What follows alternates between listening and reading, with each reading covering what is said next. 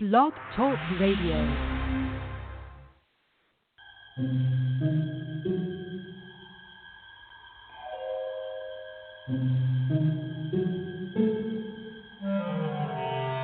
Archangels, ghosts, and Bigfoot, oh my. It's just another night for Supernatural Girls. Real stories, real answers to life's biggest supernatural mysteries. And now, for another exciting interview with paranormal experts from this world and others. Here's your host, paranormal researcher Patricia Baker, on the one, the only, Supernatural Girls.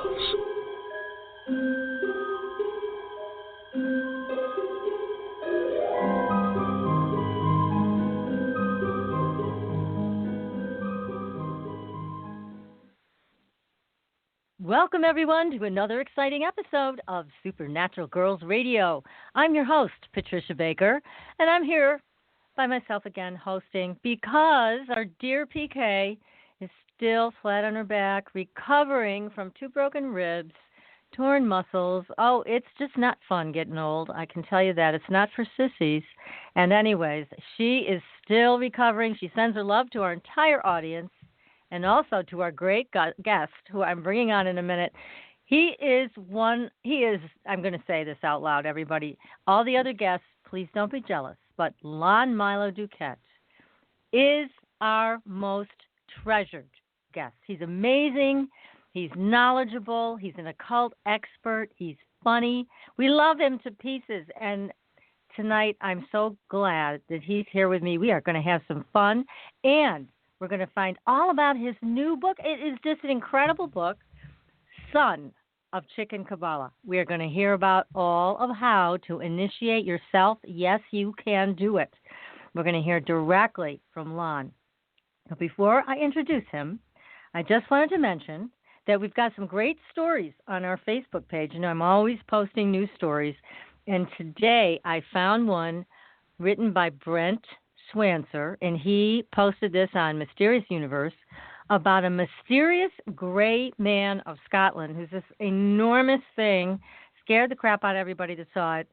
But it just reminds me how mysterious our world is and how many entities are here that we don't even know about yet. Now, this mysterious big gray man of Scotland, I had never even heard of this. So thank you, Brent, for bringing this to my attention. It's a great story. There's some fabulous graphics and photos and things that are on our Facebook page. Make sure you go there, like and follow us, and read this story. It is incredible. It's just a great story.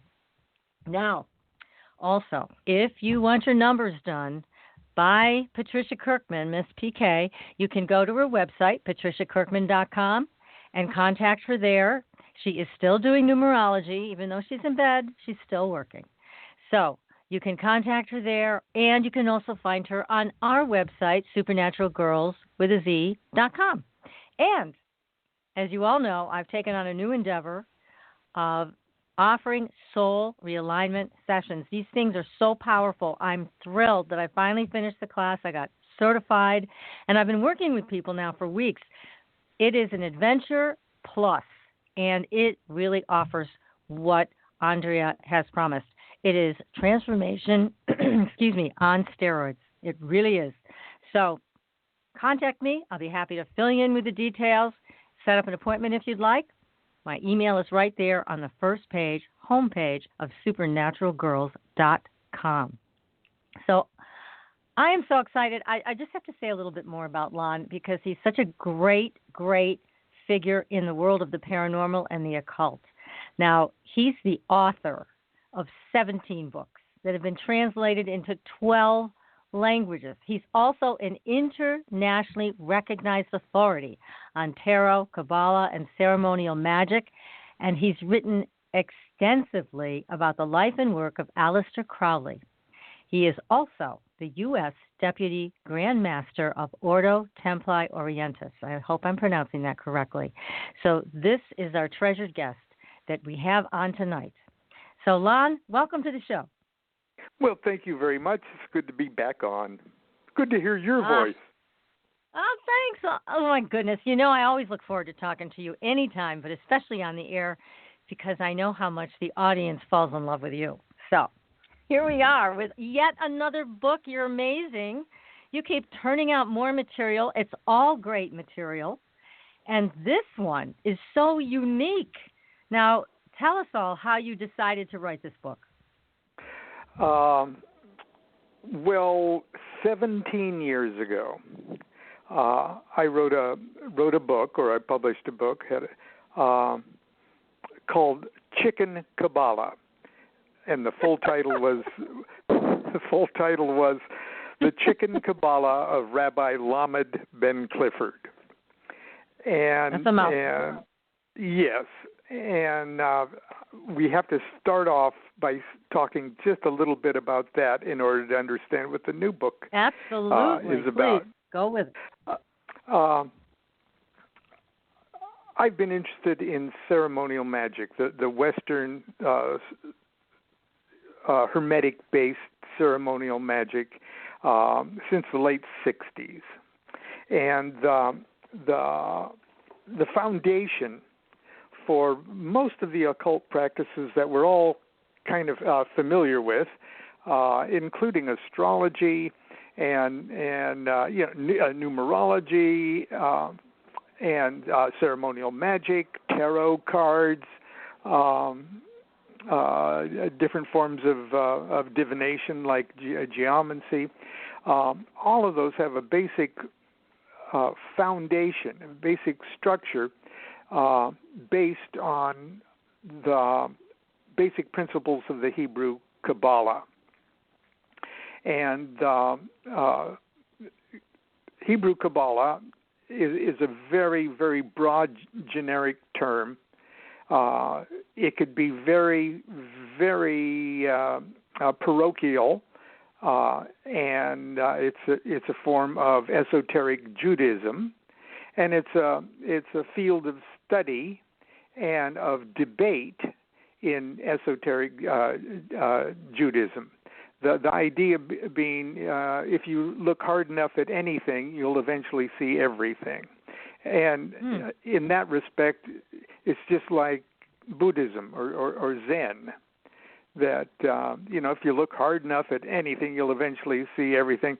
So the very orthodox Kabbalists looked very hard at their scriptures, at their holy scriptures. And then they dissected those scriptures, turned each letter into a numerical equivalent, and this alphanumeric code. They would investigate every word, every sentence, every line, and every letter of their scriptures, and they must have had an incredible amount of time on their hands. I think so. to do this, and they must have gotten like a scholarship of some kind, so that they could just sit around and think about stuff all day.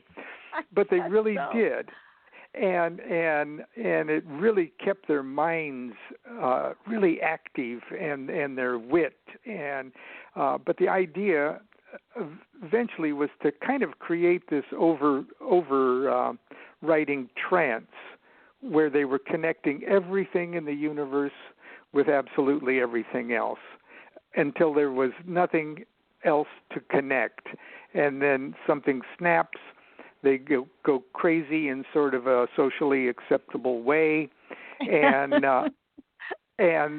they dissolve duality, and they go through all of the trances that are very recognizable in high levels of mind expansion of any age and any culture and any spiritual discipline.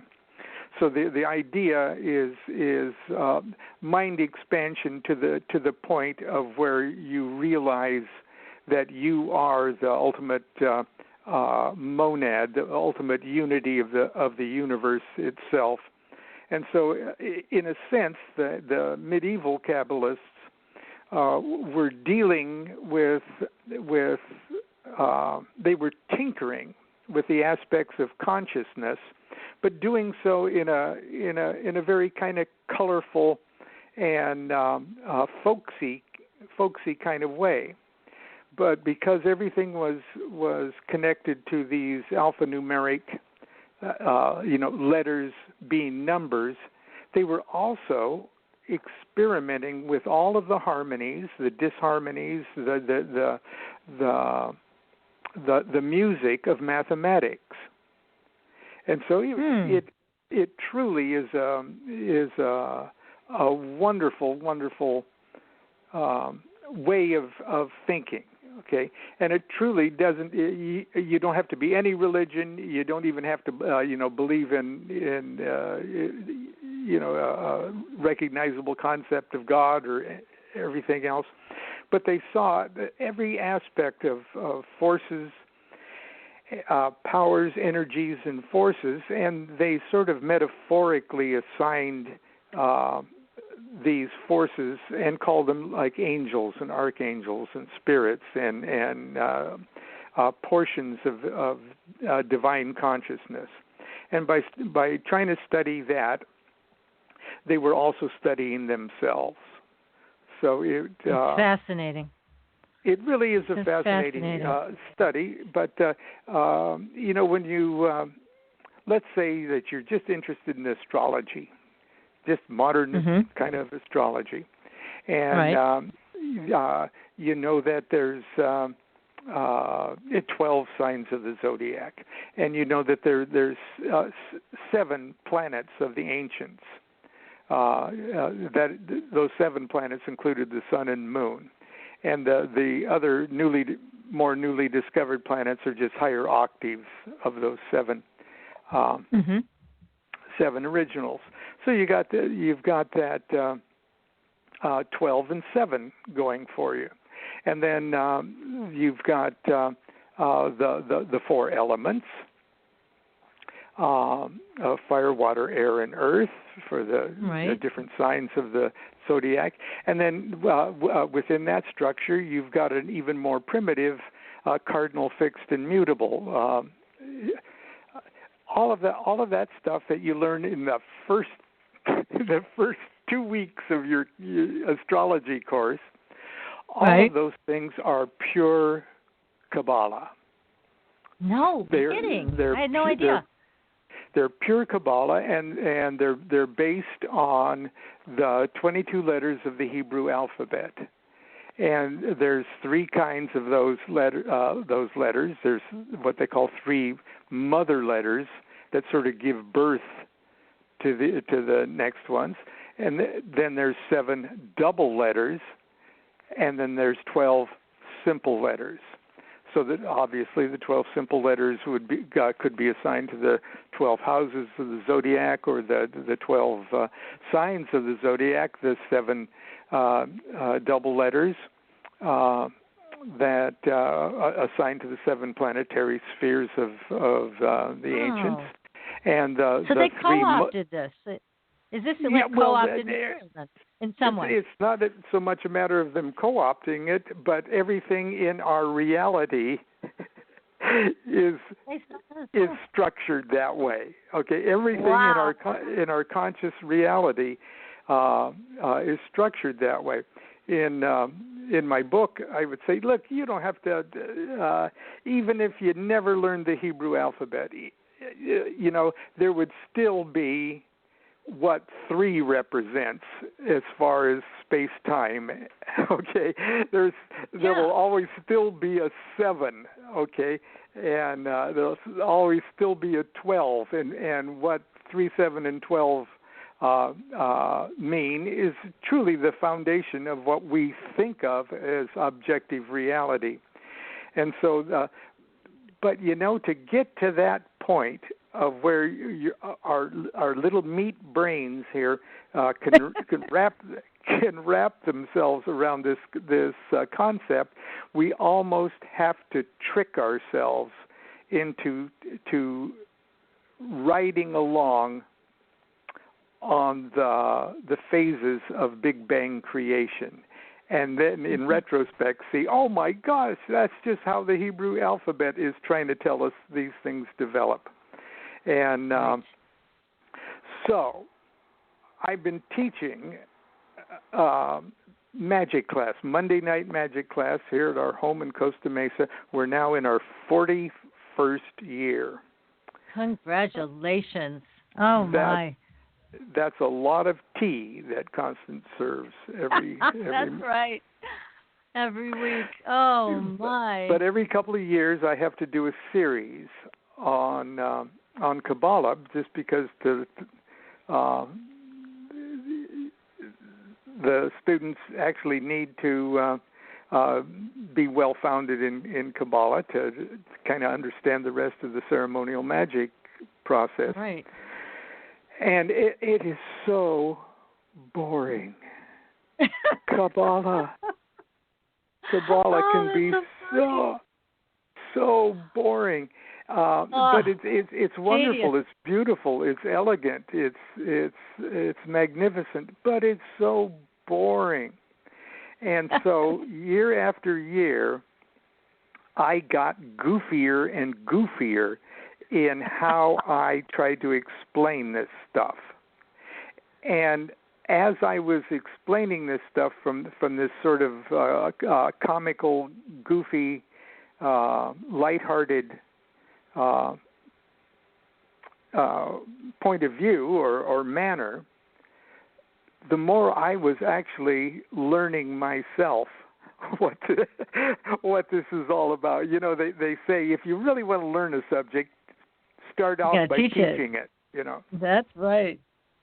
Right. It works. And so it just got goofier and goofier. And then I was realizing, and people were telling me, you know, I had read this for 10 years in, Dion Fortune or other Kabbalistic things that people usually encounter at first. And I sort of understood it on this intellectual level, but it never really meant anything to me.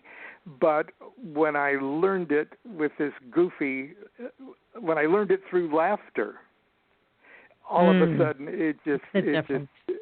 I get it, you know. And so, well, Lon, I have to say, you know, that this is one of the many things I love about you. Your sense of humor is amazing to me, and it is I think you're right. It's the best way to explain these tedious things that have tremendous power. And so your students are very lucky to have you, and now we as readers are lucky to have your books, because you apply the same sense of humor in your books that you apply when you talk to people. And you are a gift, because this is what makes this stuff so understandable, is your sense of humor. So thank you. Oh, well, I didn't think it would be something that could work just outside of my own living room on Monday night. But I've written other books, quite a few other books, and about 19 years ago, Constance and I designed a tarot deck, and I wrote a book called Tarot of Ceremonial Magic that goes with those cards. And because it's totally Qabalah based, I had to talk about Qabalah, you know. And so when that book came out in 1990, I don't know, 5 or 6 or 7, I was at a book launch in Hollywood at the then very famous bookstore, not Atlantis, that's in London, the Bodhi Tree bookstore in Hollywood. Yeah. That's where Shirley MacLaine went out on a limb. Yeah. But anyway, and it's right in the heart of Hollywood, and there are several varieties of Qabalah centers, especially over in that West Hollywood area.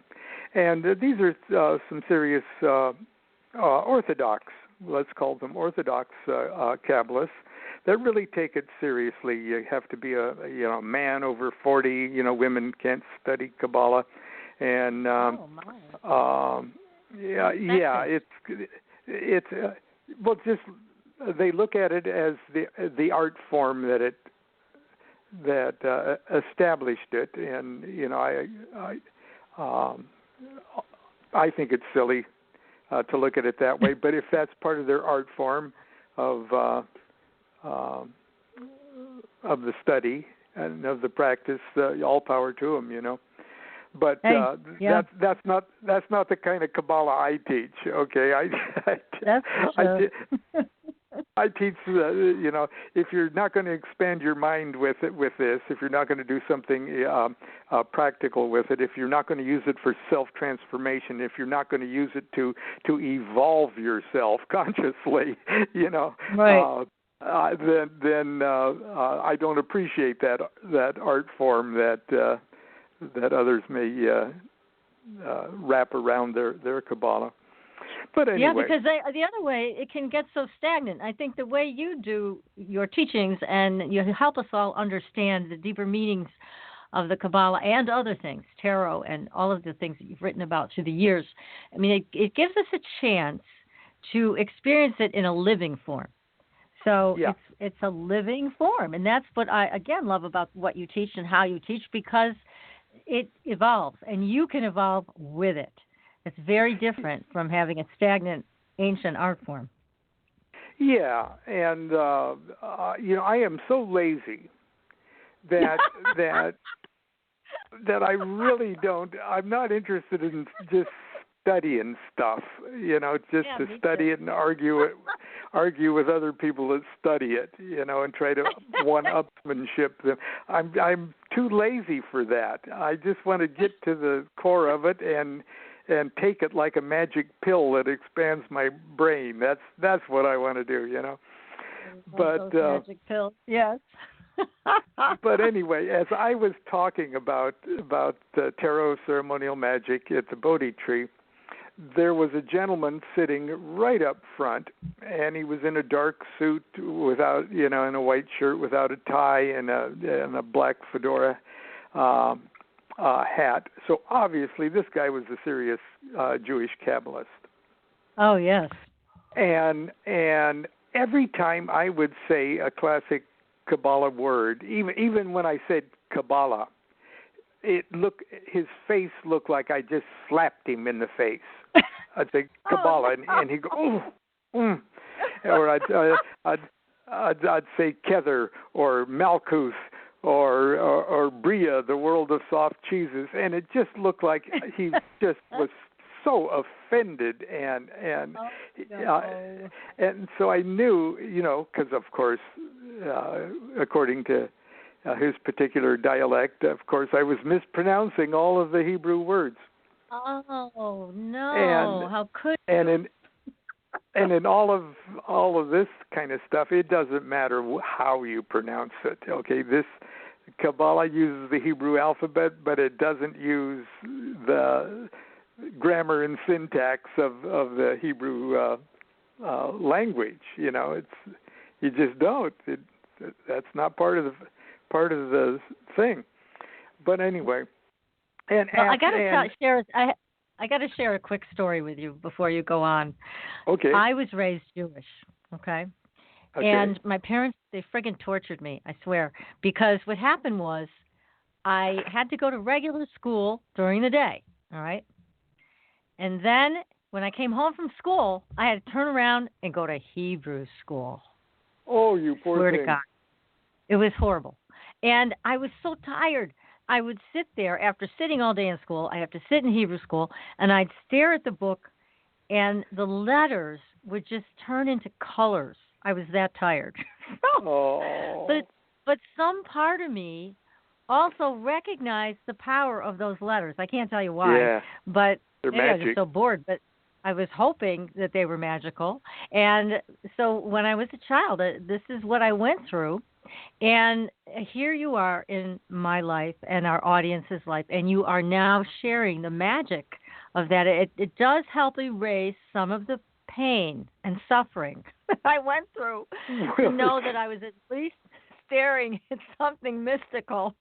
So thank you. Well, when you first normally start to study Kabbalah for the first couple of years, it's just like your experience in Hebrews. That's what I was trying to alleviate, that kind of pain. But after my talk, the guy comes up and he is livid. He's absolutely, because in my talk we're laughing all the time. I can't do a serious, totally serious thing. Everything's cosmically funny to me. Okay, and he comes up and he wags his finger in my face and says, "What you teach is not Kabbalah." He said, "You don't even call it. You don't even pronounce the word right. It's Kabbalah, Kabbalah," and I wanted to say, for this kind of study, it really doesn't matter. But then he goes on and on for a while, and finally he says, "Well, what you teach is not Kabbalah." And and from his point of view, and from where he was coming from, he was absolutely correct. Okay, if what he thought Kabbalah was is what Kabbalah is, then what he was saying to me was absolutely correct, and there's nothing I could have or should have done to dissuade him. If he couldn't see, exactly. Yeah. He couldn't see it. Yeah.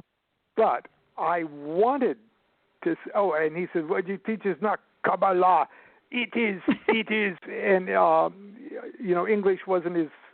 In all fairness to him, wasn't his first language, and so he is struggling to find a word that was insulting enough, that was dirty enough to describe what kind of Kabbalah that I was teaching. And he finally says, "It's chicken Qabalah." Chicken Qabalah. This is where this came from. Oh, that's so precious. And every the other people standing around listening to this cracked up, and he was a little embarrassed and everything else because, but at that moment, that crabby guy, that angry man, for me was an angel of God, who was giving me the name of the kind of Kabbalah that I teach, from God's mouth to my ear through this archangel of a spirit here. And so I thought, okay, that goofy guy that teaches Kabbalah at my Monday night class, I'm going to pretend that he is a crazy old, eccentric New York, Long Island, unorthodox rabbi. And he can say all of the outrageous things that I say at Monday night class, and I can split myself up in two, and I can write a book.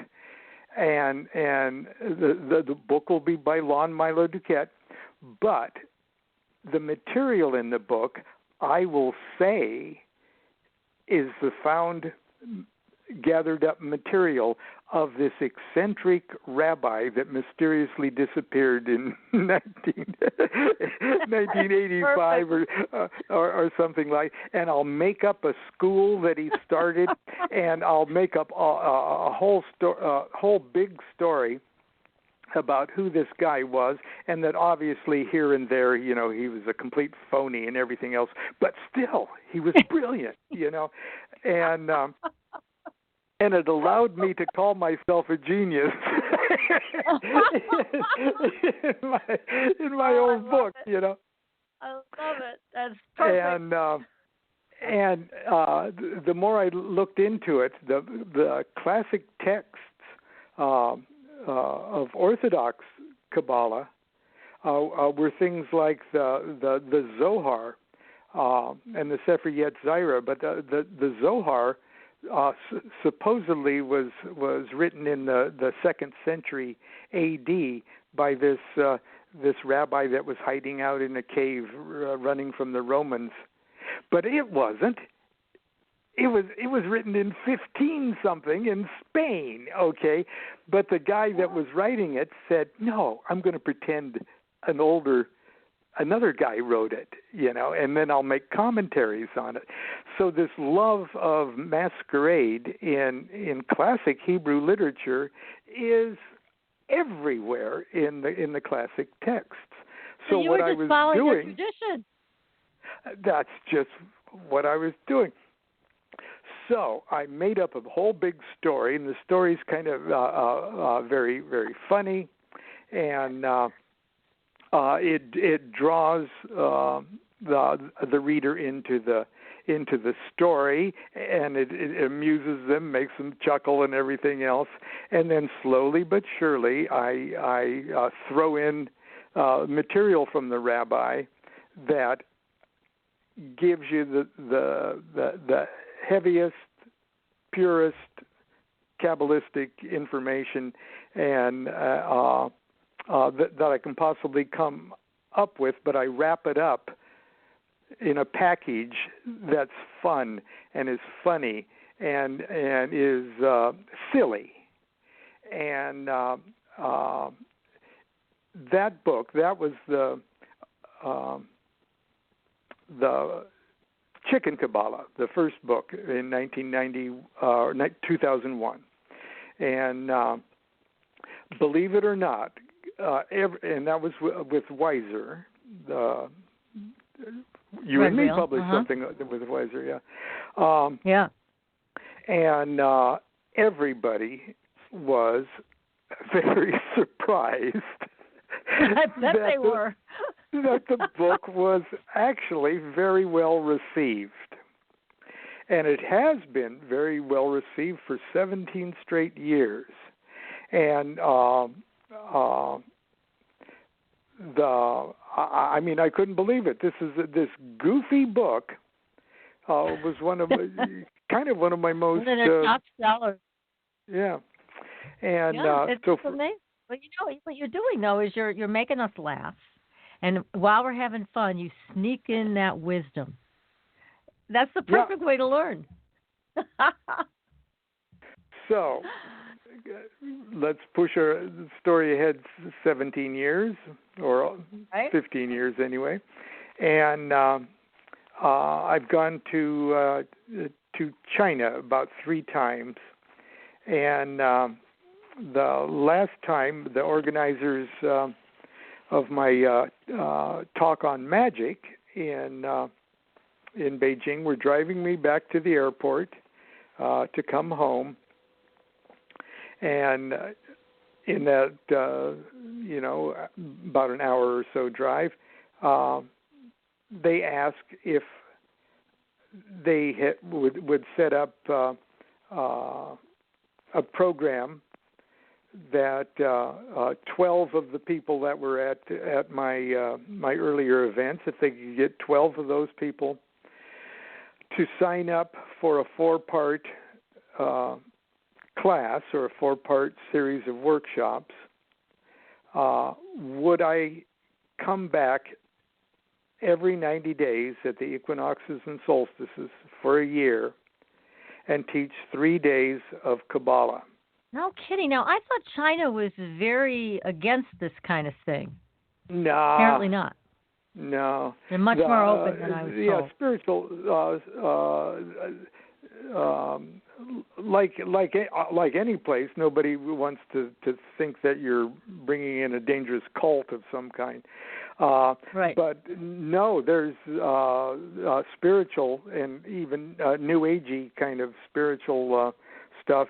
And I've been there teaching tarot for the entire, in Shanghai and Hong Kong and Beijing, and magick.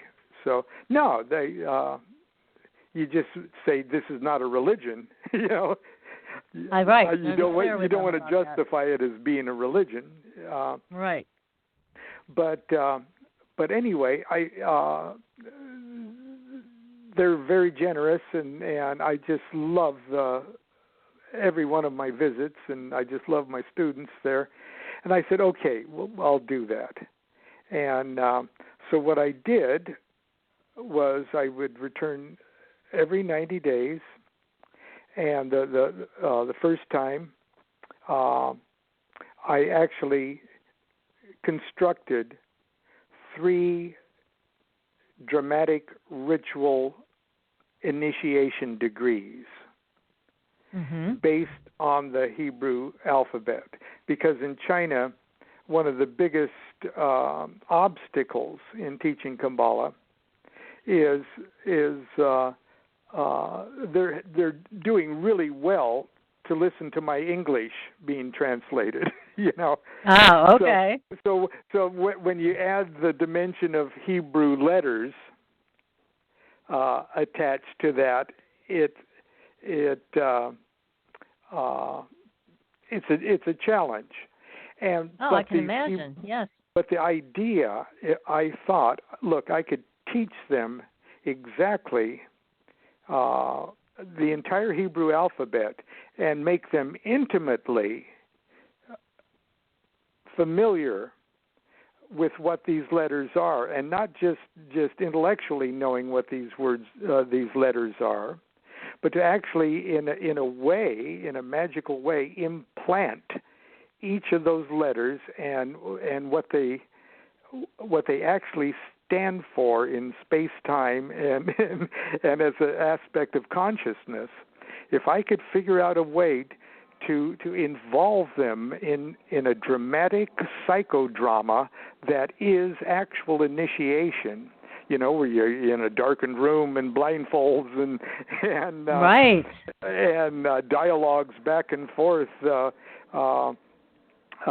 between officers and little ordeals and surprises and all of those techniques that are familiar to Freemasons or Golden Dawn people or Martinists or OTO people or witches going through degree ceremonies.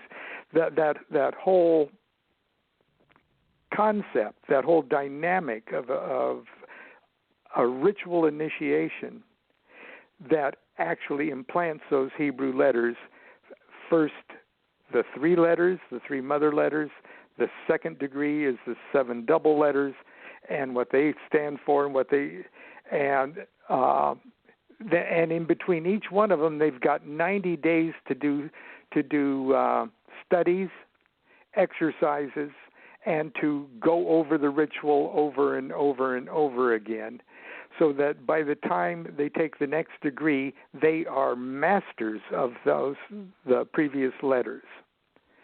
And what a great way to learn that. Yeah, that's super. And that's what I did, and that's when I got back home after the 4th graduation sort of class. And I had 3 days each time I went. I had 3 days. So they got initiated. Then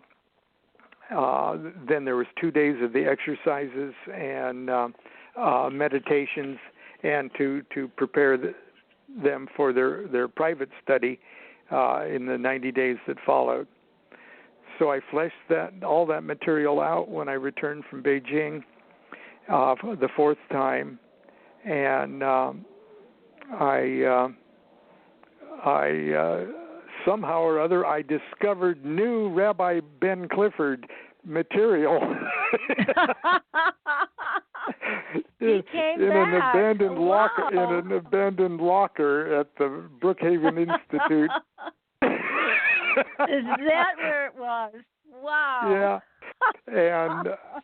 And so I set it up in a goofy sort of way, and that the rabbi was finally pronounced dead, and this material became available. And so that is Son of Chicken Qabalah, and I'm very, very proud of it. And it just came out on the 1st of November. Congratulations, and I'm happy to say I'm lucky enough to have a copy sitting here in front of me. I wish we had video. I would show it to everybody because it's a beautiful cover. It's a great book. I highly recommend this book to everybody in our audience. It is, I mean, this is it right here. Here's your initiation. Get the book, and you'll find out how to initiate yourself, basically. And we're going to get into that. And I know we have a lot of time left to talk about this, and how people should use the book also, I think, is really something that our audience wants to hear about. So we're going to take a very short commercial break, and we will be right back. So you are listening to Supernatural Girls, everybody. Hang tight. We'll be back with our terrific guest tonight, Lon Milo DuQuette. He is the author of this terrific book. It is The Son of Chicken Qabalah. We'll be back. Are you ready for a new experience of freedom and powerful connection? Would you like a positive, effortless change in your life? Then come to CosmicFusion.com, where we offer the most advanced energy clearing and expansion techniques in the world, with a quantum vortex energy to activate your divine blueprint and life's purpose. When your soul leads the way with cosmic fusion and quantum vortex energy, you can break clear of past difficulties and blocks with the power of the source.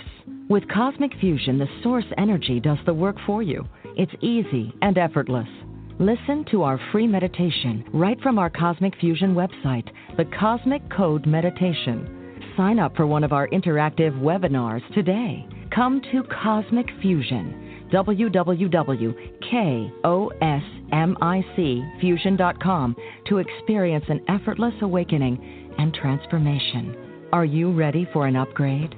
Are you ready for a new experience of living in the fifth dimensional magic and powerful connection? Then visit CosmicFusion.com today. CosmicFusion.com.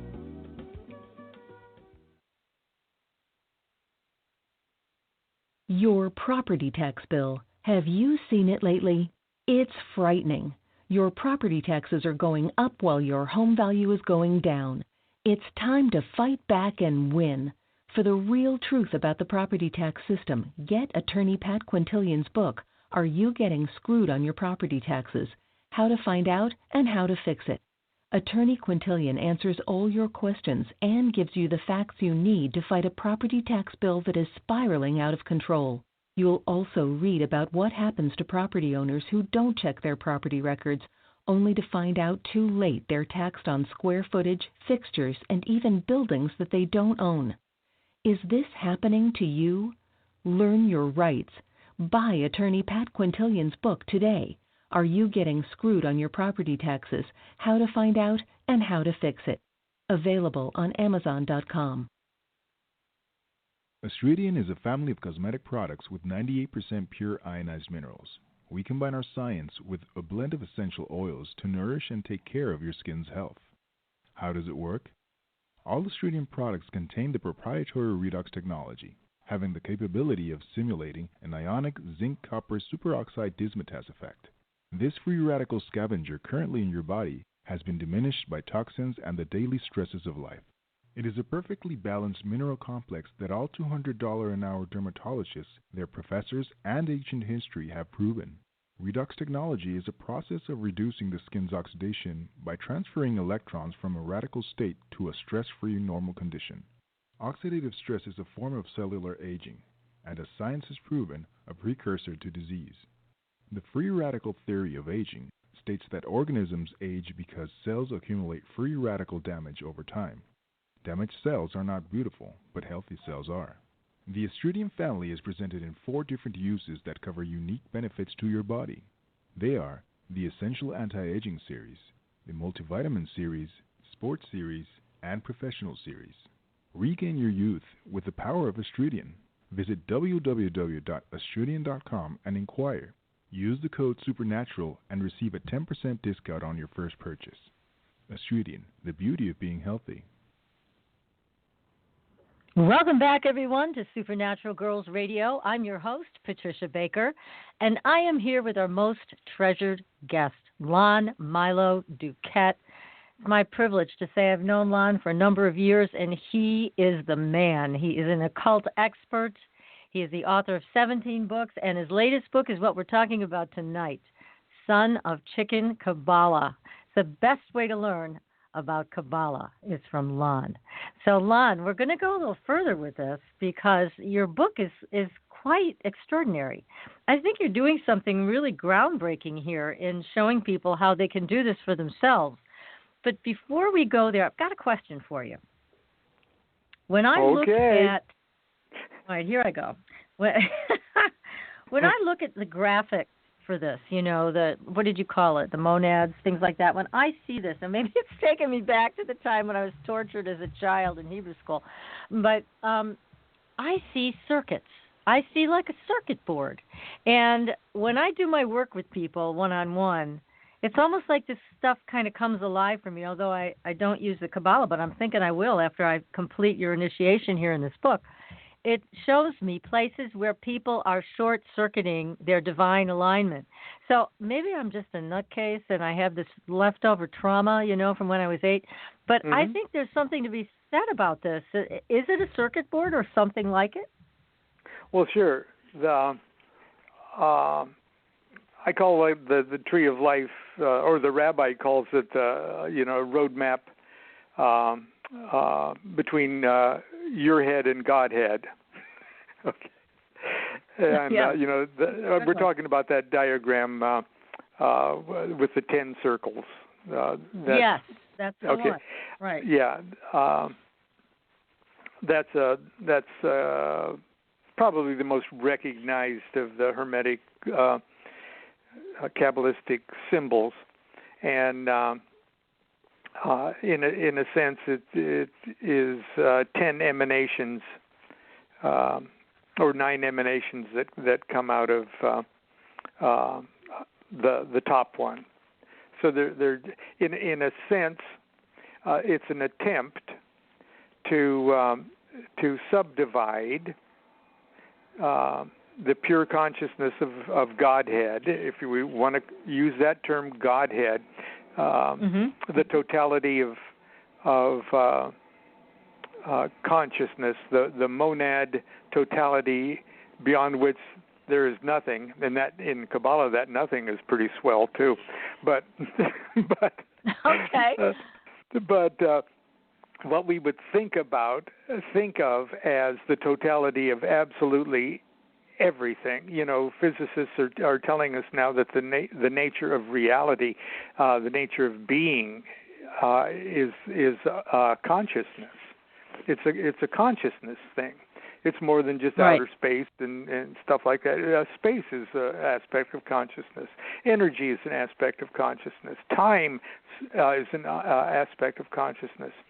And so, if you could imagine. And most Kabbalistic programs would give you this tree of life and say, okay, let's do some little exercises that climb up the tree of life from where we're down here groveling around on number 10, the earth, and then let's climb the tree of life and go up. But those 10 sephira or emanations are like Godhead, being number 1, falls asleep and has a dream where it reflects itself. And that dream reflection is number 2. And then all of a sudden there's a little light bulb goes on in its head that realizes that there's a difference between the self and the reflected self. And that immediately creates a third dream, number 3. And each subsequent emanations or sephira, plural is sephiroth, is Godhead falling deeper and deeper and deeper asleep, and dreaming a dream inside a dream inside a dream inside a dream inside a dream, all the way down to the 10th layer of dream. And that's what we're in right now. We're dreaming that there's stuff We're dreaming that there's space-time. We're dreaming that we're separated from each other. We dream that we're separated from the animals. We dream that we're separate from trees. We're down here dreaming, and we're thinking this dream is reality. And the idea to climb that tree of life is to step by step wake up into the next more awake dream, the dream of 9, the dream of 8, the dream of 7, and in a sense, it's a process of waking up. The initiation series or program that I've set out in the Chicken Qabalah are the paths, are the 22 paths that join those 10 Sephiroth together, and those paths are the powers, energies, and qualities of the Hebrew alphabet. And so while a lot of classical Kabbalah schools would occupy us with climbing up this tree of life, sort of as a metaphoric journey that hopefully someday we'll take.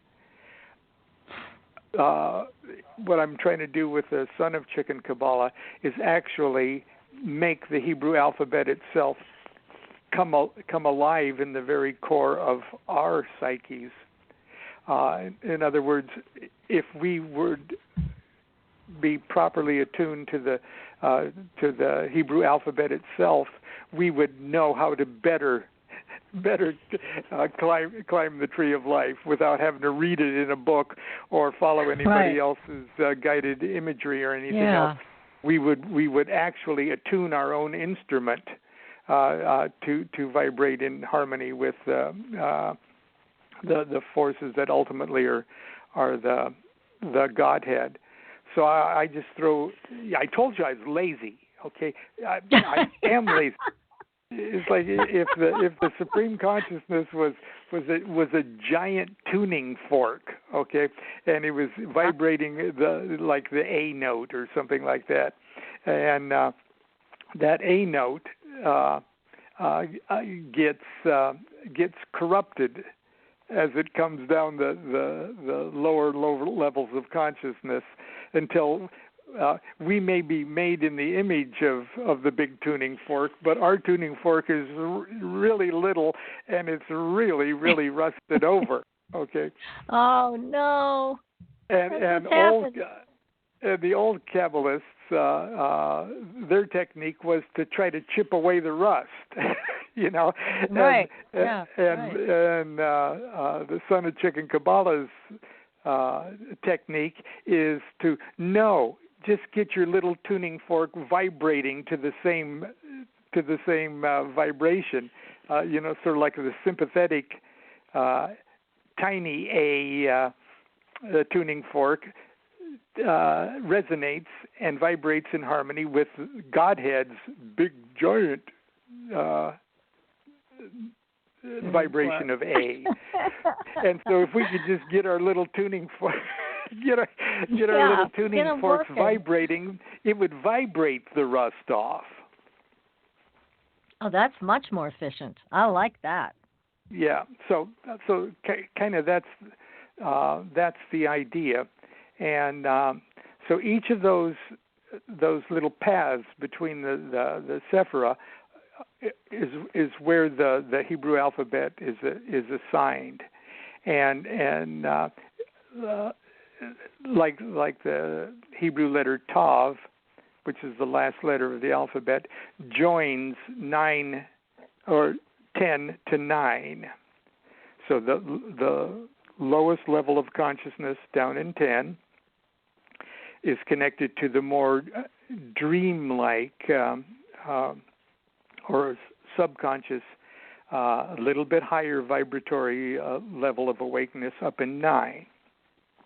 But the path itself is like a electrical transformer. Okay, that's what I'm seeing then. All right. Yeah, it transforms up the frequency of consciousness to go from 10 to 9, and at the same time, it serves to step down the consciousness vibration from 9 to 10. And those two things are happening simultaneously. If you can imagine this. This going on simultaneously, the stepping up and stepping down of the consciousness. Gee, I don't know what it's a consciousness something. It's a conduit. But it's like a wire, and it's like a transformer that steps up or steps down the frequencies. Yeah, I can understand that. That makes a lot of sense to me. Now, here's a question for you. When you embark on this path, and you're saying that, we're dreaming this dream, and we get further down into this very deep dreaming state, and we've forgotten all kinds of stuff. As we wake up, people are going to want to know, what's the benefit to that? To know that we're one, okay. It's easy to say that. It's a concept that I think is larger than what most people can possibly understand. But what is the benefit of working with the Kabbalah this way? Well, I guess everybody would be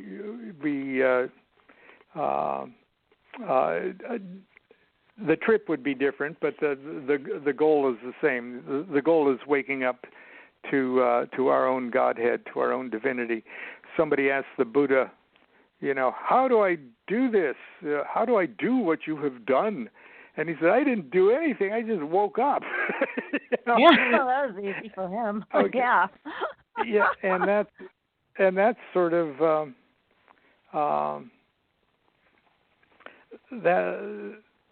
that's the path that we're on. That's sort of why we're here. You ask the question. We all ask the question. Well, why am I here? What the heck am I doing here? Well, what you're doing here is to be who you are, and it's more than just realizing with your meat brain who and what you are, and it's another thing to wake up to who you are. When the candidate is first brought into the first degree temple, the very first degree temple. The first degree temple is based on the first three mother letters, and the temple open. Can I read you a little from the temple? Yeah, please, absolutely. Okay, the honored teacher and the worthy guide; those are the two officers. Worthy guide, what is the hour? No hour, honored teacher. We dwell in timelessness before the birth of creation. Worthy guide, what is the place? No place, honored teacher. We are poised at the formless primal center of creation yet to be. Now, if you can imagine before the Big Bang. Right. Oh, that's just me talking. It's not in the ritual. Okay. Worthy guide, what is the formless primal center? Honored teacher, it is hidden from me. Worthy guide, what God shall create limitless space from the dimensionless center? What God shall bring forth form from formlessness? What God shall fashion time from timelessness? The number 3, through the agency of the 3 mother letters of the sacred Hebrew alphabet. 3 creates space, form, and time, but in doing so shall cast a spell of illusion. What are the 3 mother letters? Aleph, Mem, Shin. Where does the letter Aleph extend? From center to infinite height, and from center to infinite depth. And then he recites the word Aleph as the sound. He goes, ah! Where does the letter Mem extend? From center to infinite east, and from center to infinite west. That's the Hebrew letter M. And where does the letter Sheen extend? From center to infinite north and from center to infinite south. And these words, even as you learn them in a kind of a fun way. Aleph, Mem, Sheen. And when candidates give themselves handshakes and make signs and everything else like you do in orders, one guy goes, ah, and the other guy goes, and and together they go, shh. I love it. It's most fun. So that's that. And finally, when the candidates brought in, they say, who is this? And it says, honored teacher.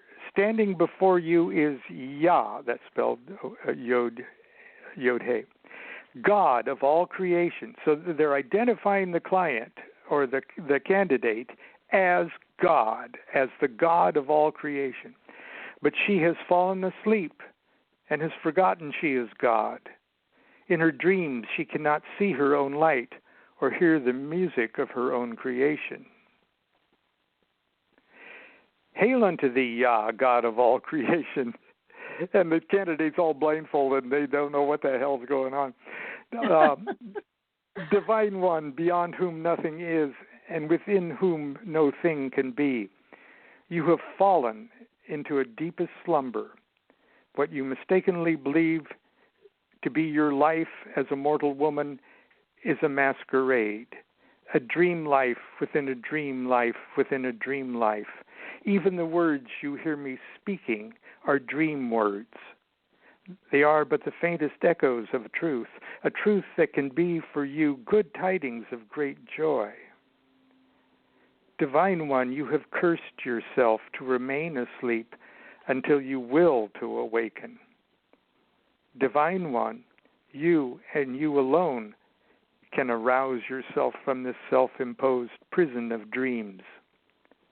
O divine Yah, God of all creation, I ask you, is it truly your will to break your own curse and awaken and remember who you are? That is so powerful. And we hope the candidate says yes. Yeah, you hope that. Yeah, I mean, this is a very powerful ceremony. And what we talked about even before we went on the air is that at first you don't even need other people to do this with. You can envision everything in your own mind. That's what you were saying? Absolutely. So you can initiate. That's exactly what I'm saying. Yeah, and you can envision it better than even the well-trained ritual officers can do. And even when you go through this ceremony physically, you don't really know what's going on, and at the time, Yeah. And it's only when you read it later and read it over and over and over again that this actually grows. It becomes alive in your imagination. You actually go back in time and change your memory to make this come alive, colorful, smooth, make it music. This is why I think when I picked up this book for the first time, I felt like I was picking up something I could really work with effectively and make a difference in my own deep dreaming state, kind of wake myself up. And again, the book is a map of that. It's exactly the instructions of how to do it. So it's terrific. Well, thank you very much. We didn't get to say the subtitle. The subtitle is Rabbi Lamed Ben Clifford's Mostly Painless Practical Kabbalah Course. The secret. That's what it is.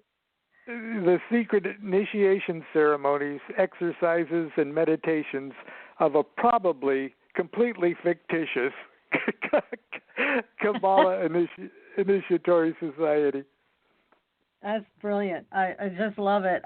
You make me laugh so hard my sides hurt. I mean, this the way to learn, though. What a great way to be acquainted with this type of powerful mysticism. It's I think, the only way.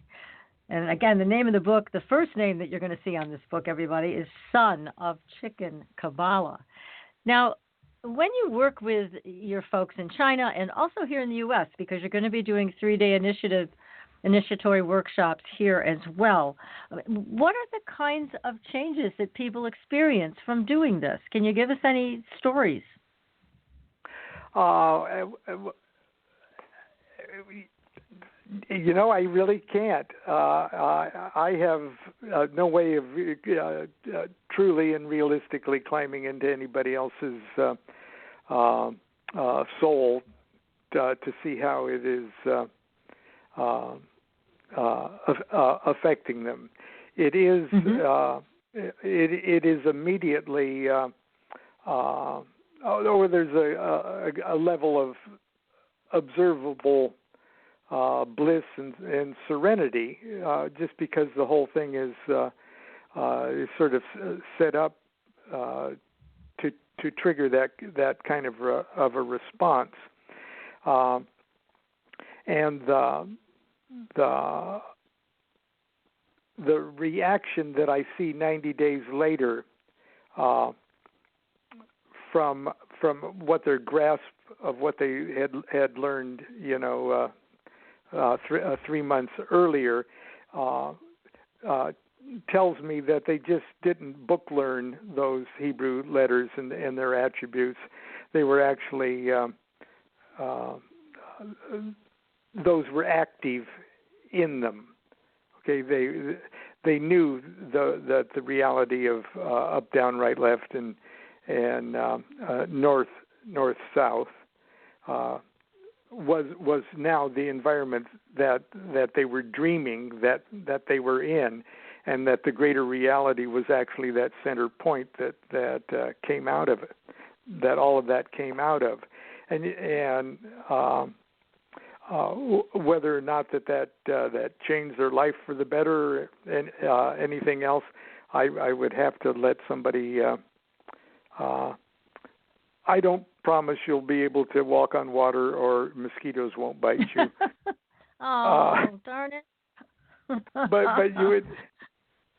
But the idea, if you want to get a better chance of revealing to yourself who you are and what you are and what this is all about,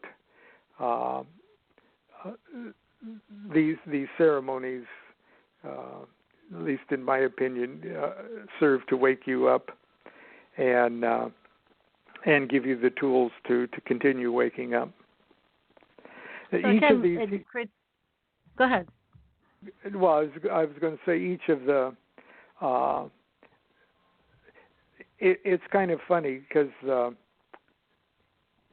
each of the types of Hebrew letters, 3 mothers, 7 doubles, and 12 simples,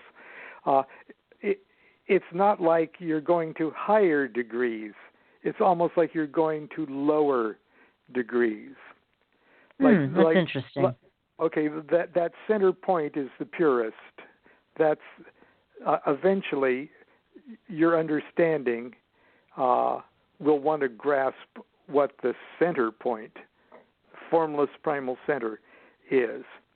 And just like the initiation said, the 3 mother letters create dimension, up, down, right, left, forward, backwards. They create dimension, but in doing so, they weave a curse. They cast an illusion. Okay, because the bigger reality is that central point. That's who we are. That's what we are, and space itself. The idea of up, down, right, left, and forward and back creates a space. That's the space we live in, and relative motion between 2 points in that space creates time. And so that the 3 mother letters, first and foremost, created space-time. And that's a high level of consciousness, but it's a lower level of consciousness compared to that central formless point. Yeah. Now, Now, up and down create above and below, and right and left create east and west, and forwards and backwards creates north and south. And north and south and east and west and above and below all intersect at right angles, and they create an infinitely expanding cube. And the center point and the 6 sides of that expanding cube are the 7 double letters. And the 7 double letters bring with them the concept of duality: love, hate, war, peace, beauty, ugliness. And can you see how consciousness, when we move from 3 to 7, how that devolves? Yes, I see what you mean. And duality really spoils it. That's a bigger curse, you know. It sure is. But that's the 7 double letters. And then the edges of that cube, there's 12 edges of the cube. The sides intersect and create 12 edges. And those are the 12 signs of the zodiac and the 12 simple letters. And each of those zodiac signs has planets, planetary spheres, that are happy in their zodiac sign or unhappy in their zodiac sign. And each of those zodiac signs is also attributed to one of the 4 elements. And so there's an eternal war going on, constant combat, represented by the dynamics, the component parts of the signs of the zodiac, in which planets are exalted or rule those signs of the zodiac. So it becomes a big mess, a war. And in part of the program here, in the second degree, in the first degree, you're given a toy that is simply a black bead with a yellow pipe cleaner going up and down, and a blue pipe cleaner going left and right, and a red pipe cleaner going north and south. And in the second degree, that pipe cleaner toy is placed inside a little cardstock cube with planets along the side, and it's sealed up in that.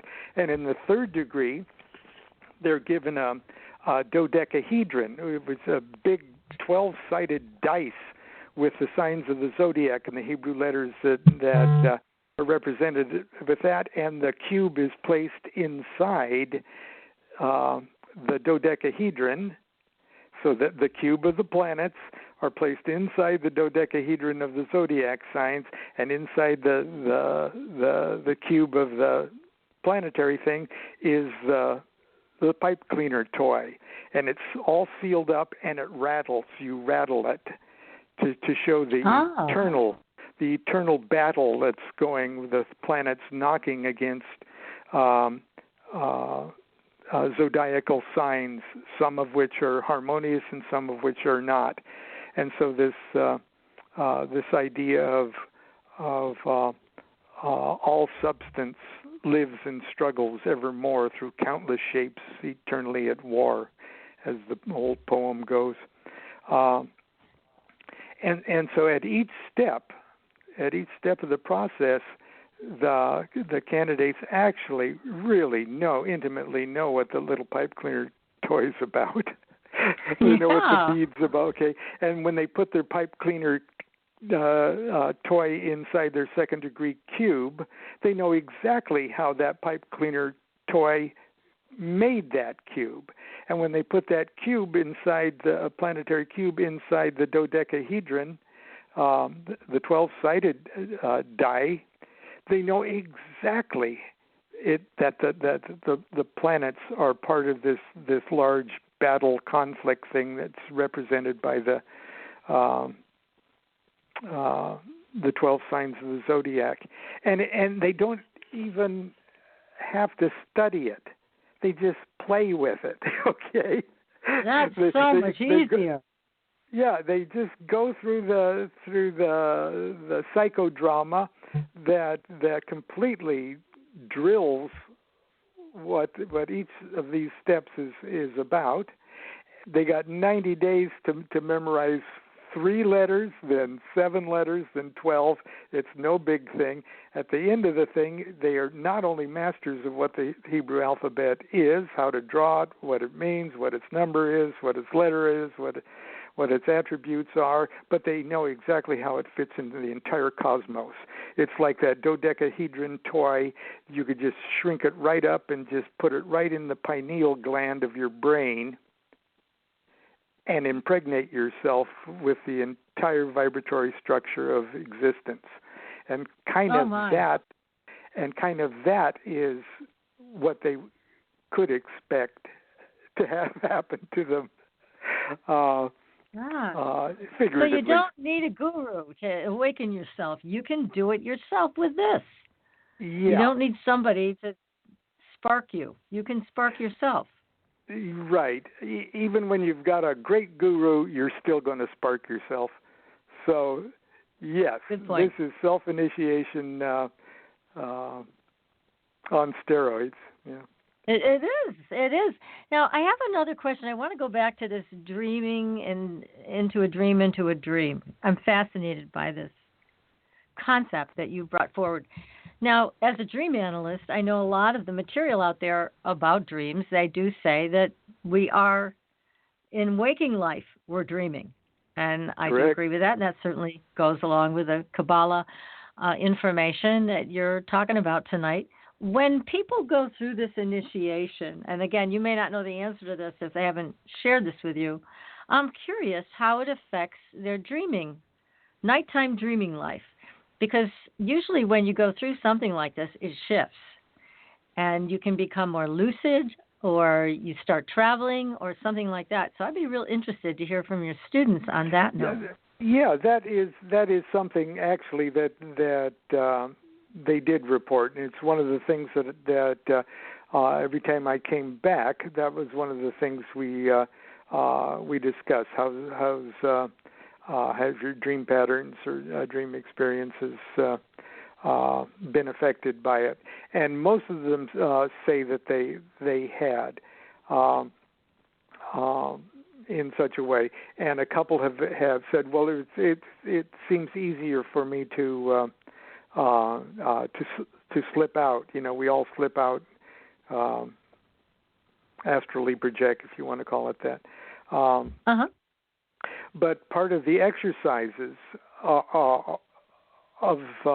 these 3 degrees, part of the exercises is you astrally projecting into the ghost image of each of these Hebrew letters and write down your visionary experiences. And part of the technique is to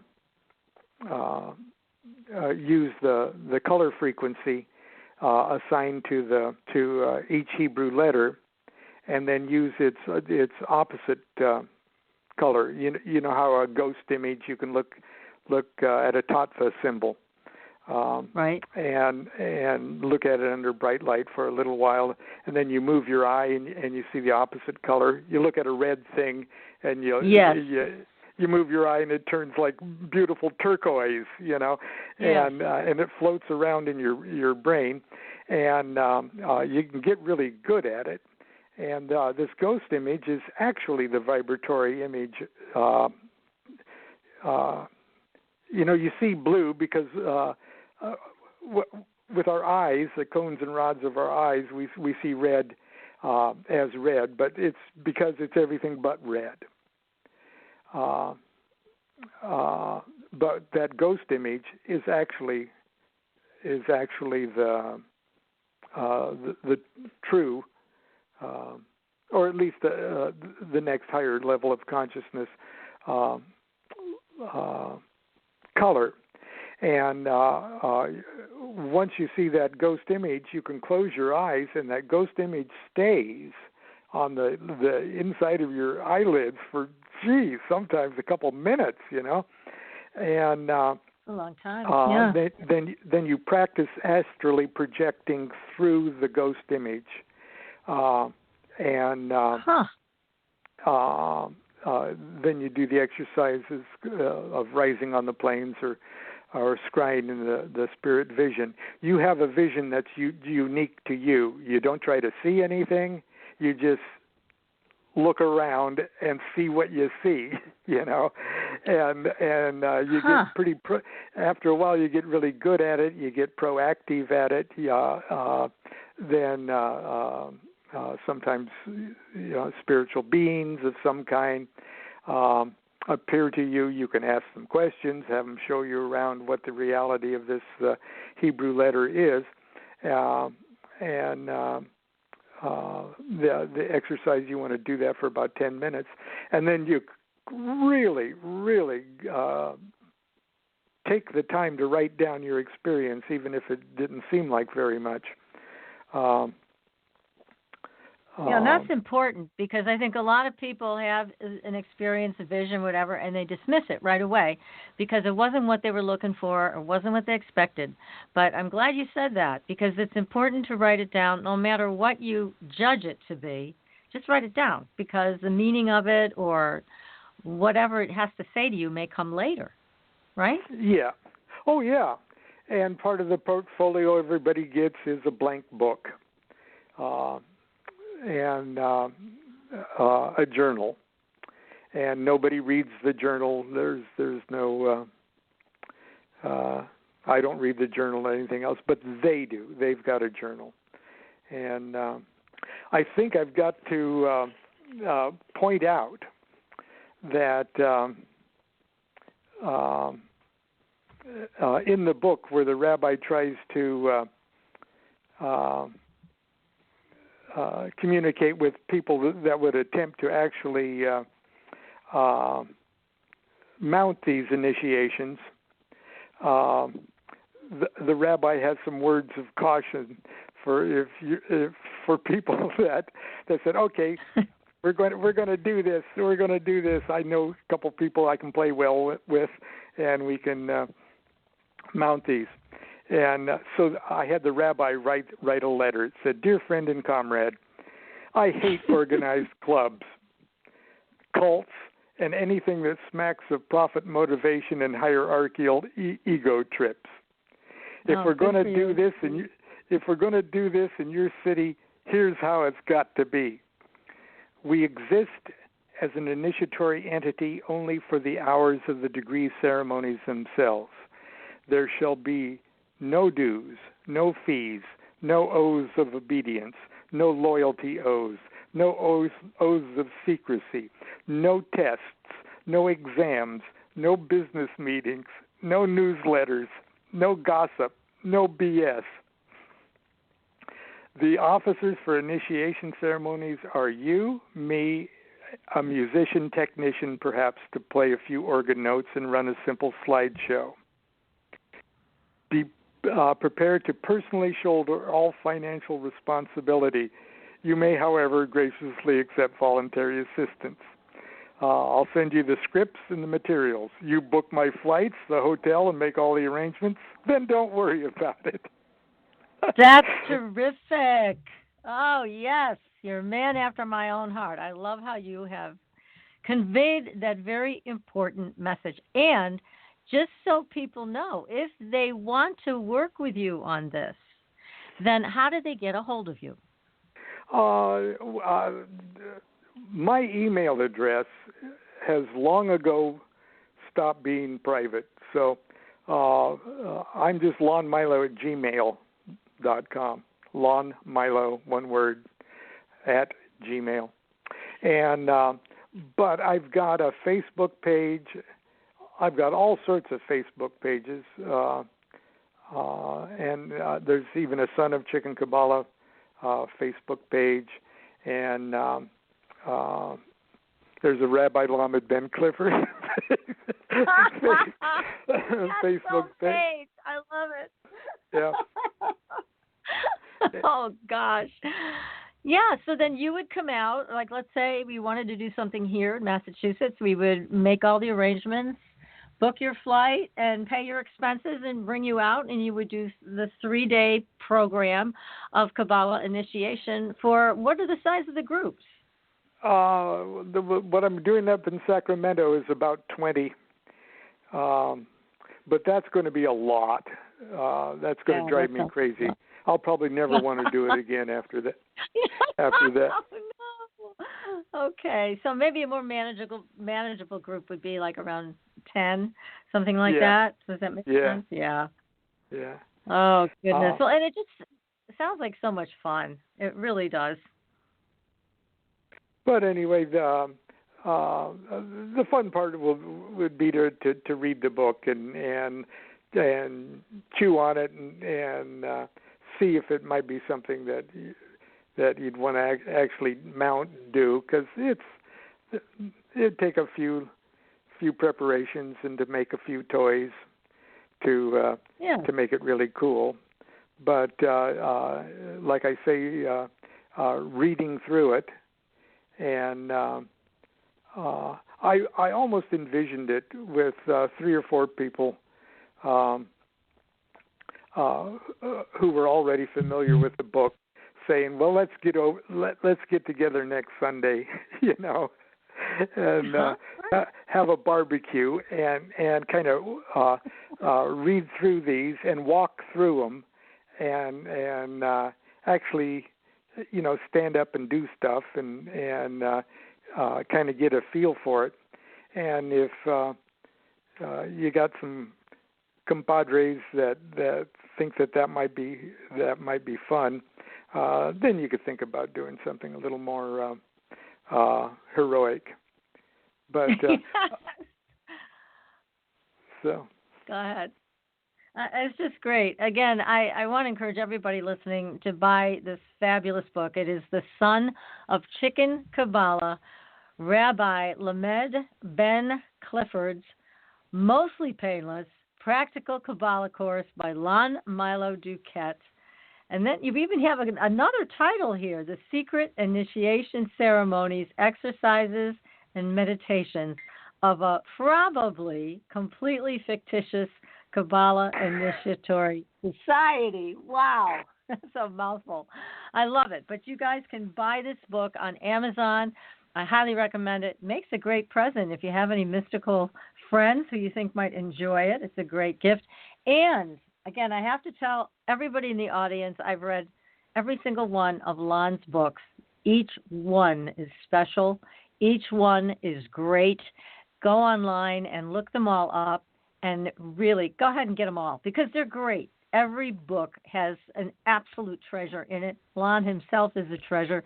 But I got to say, Lon, still, of every book that you've written, My Life with the Spirits, it had such an impact on me, made me laugh out loud, and that's my favorite. I'm still hoping if there's a Hollywood producer listening out there, you got to call us because that book needs to be some type of a movie. It's great. Just terrific. Yeah, it's one of my favorites, and that's we more or less met over that we book. did. I called you. I said this book has to be a movie, and here I am still pleading with Hollywood producers to turn their head in this direction, because yes, I mean it's time. It really is time, everybody. So again, The Son of Chicken Qabalah. Go get it. You will not be sorry. It is terrific. It will change your life for the better. You might even wake up. Give us a call. Tell us what it feels like when you wake up. We'd love to know. So next week, everybody, we're back with another great show. I do believe we're going to have psychic medium George Lugo. One of our dear friends will be joining us next week. And until then, we will see you on the Blue Highway. Good night, everybody. Thanks, Lon. You're welcome. Thanks for listening. Tune in next week for another radio adventure with Supernatural Girls.